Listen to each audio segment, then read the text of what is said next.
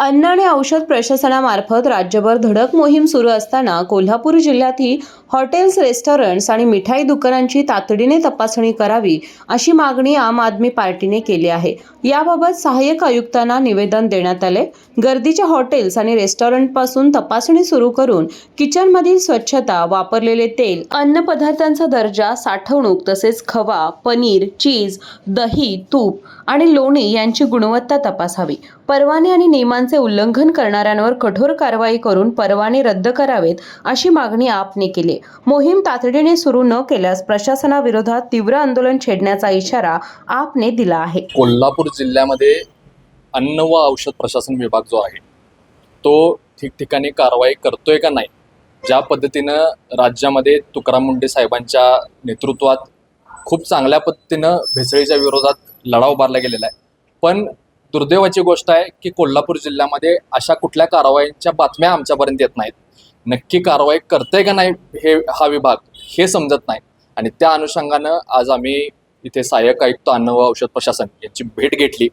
त्यांना आम्ही सांगितलं की जर तुम्ही हॉटेल्स, रेस्टॉरंट्स या ठिकाणी कोल्हापूर शहरामध्ये ज्या मोठ्या प्रमाणात जिथं गर्दी असते तिथं तुमच्या ज्या कारवाया होतात त्या लोकांपर्यंत पोहोचू देत, त्याचे अहवाल तुम्ही सगळीकडे प्रकाशित करा आणि एक स्पेसिफिक सूचना आम्ही त्यांना दिलेली आहे, जेवढे रेस्टॉरंट्स, हॉटेल असतील ह्यांच्या किचनमध्ये तुम्ही CCTV बसवायचं कंपल्शन करा, जेणेकरून तुमच्या अपरोक्षपण जर तिथं चुकीच्या पद्धतीनं काम सुरू असेल, अस्वच्छता असेल तर त्याला एक चांगला चाप बसेल। आणि अशाच पद्धतीनं कोल्हापूर जिल्ह्यातली जो ग्रामीण भाग आहे, काही ग्रामीण भागामध्ये मोठ्या प्रमाणामध्ये दुधाचा व्यवसाय जो आहे तो डायरेक्ट गोकुळ किंवा बाकीच्या तत्सम इंडस्ट्रीजकडे न जाता ते स्वतः त्याचं मार्केटिंग करतात आणि अशा जे छोट्या डेअरी आहेत त्यांच्याकडे कुठलंही लायसन्स नसतं, कुठल्याही पद्धतीची मान्यता नसते आणि सगळ्यात मोठ्या प्रमाणात जी भेसळ आहे ते ह्या छोट्या छोट्या डेअरीजमधनं चालू आहे।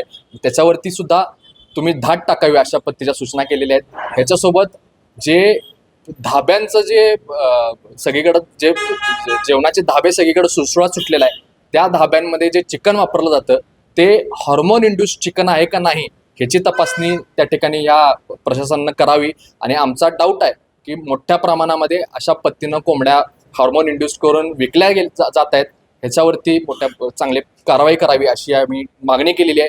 परत 2-3 आठवड्यानंतर आम्ही बसणार आहोत आणि ह्यांनी जर कुठली कारवाई केली नाही तर कोल्हापूर शहराच्या नागरिकांच्या वतीनं आम्ही मोठ्या प्रमाणात लढा उभारणार आहोत। तुम्ही आता म्हणलात की कारवाई दिसत नाहीये, मात्र तुम्ही आल्याबरोबर त्यांचं अभिनंदन देखील केलं, नक्कीच आम्ही या प्रशासनाचं हे जे कमिशनर आहेत तुकाराम मुंडे साहेब यांचं अभिनंदन केलं। शेवटी कुणीतरी पुढाकार घेणं गरजेचं असतंय, पण ते राज्य पातळीवरती चांगल्या पद्धतीनं काम करतायत, पण इथं त्यांचे ऑफिसर्स त्यांच्या मर्यादा असतील कदाचित, पण त्यांची जी क्षमता आहे ती पूर्णपणे त्यांनी वापरून घ्यावी अशा पद्धतीची आज त्यांनी विनंती केलेली आहे।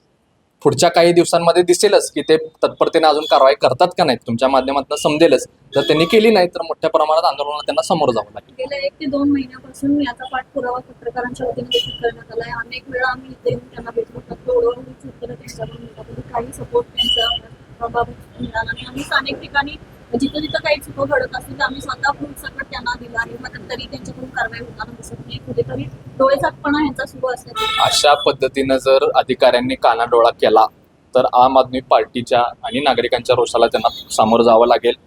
माध्यमांच्या समोर या अधिकाऱ्यांनी पुढे यावं, कारवाई करत असतील ते त्यांच्याकडे एक कारण चांगलं सापडले, ते म्हणतात की आम्ही कारवाई वरती दाखवतो, आम्हाला इथं द्यायची गरज नाही, पण असं नसतं। शेवटी एखादी तक्रार जर माध्यमाच्या माध्यमातून जरी आली, मध्ये एका बेकरीचं प्रकरण होतं आणि ती बेकरी सर्रास सुरू होती, माध्यमांनी तुम्ही चांगला विषय लावून धरला, पण तरी जर त्याची जी ऍक्टिव्हिटी, स्टॉप ऍक्टिव्हिटीचा ऑर्डर असून सुद्धा जर ते विकत असतील तर या अधिकाऱ्यांचा तिथं धाक आहे का नाही हा प्रश्न उभा राहतो। आणि आता त्यांनी कार्यपद्धतीत सुधारणा करावी, नाहीतर नागरिकांच्या रोषाला सामोरं जावं।